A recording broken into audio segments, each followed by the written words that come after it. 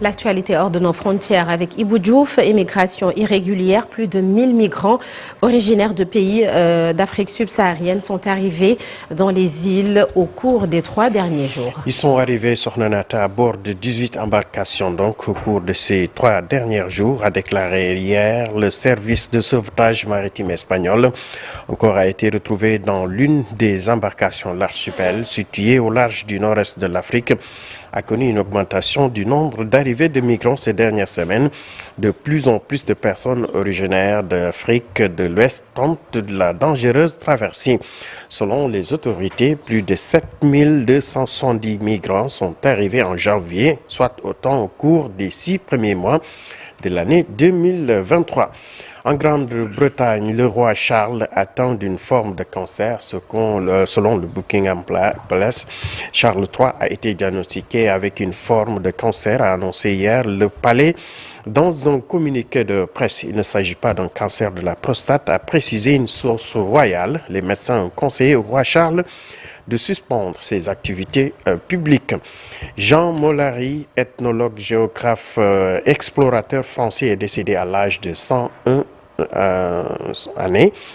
ans, en mai 1954, à 29 ans. Jean Mollary fut le premier Européen à atteindre le pôle géomatique nord. En 1955, il créa au sein des éditions Plomb la collection à succès Terre humaine. Il passa 10 ans dans sa vie entre le Groenland et la Sibérie et n'eut cessé de se battre pour la défense des peuples autochtones du Grand Nord.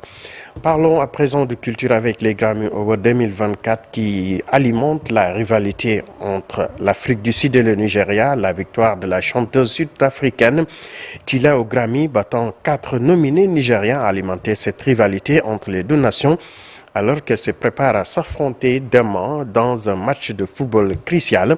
Tila a gagné pour sa chanson Water dans la meilleure performance musicale africaine devant Davido, Ayra Starr et Burna Boy. Et pour terminer, CAN 2024, Nigeria, Afrique du Sud, Côte d'Ivoire et RDC. Ce qu'il faut savoir sur les demi-finales, le dernier carré de cette Coupe d'Afrique des Nations ivoiriennes, met aux prises 4 anciens vainqueurs au profil très différents. Divers, l'expérimenté Nigeria face au revenant sud-africain, la Côte d'Ivoire miraculée face à une République démocratique du Congo transformée.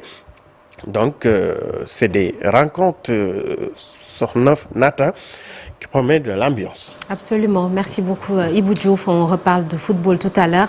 On vous l'a annoncé avec la Coupe d'Afrique des Nations de 2022, avec la victoire de l'équipe nationale du Sénégal. Ce sera dans un jour au Sénégal, un jour dans le monde. Dans la seconde partie de l'émission, Abdoulaye Cissé sera là pour la chronique du jour à tous ces turiféraires du régime.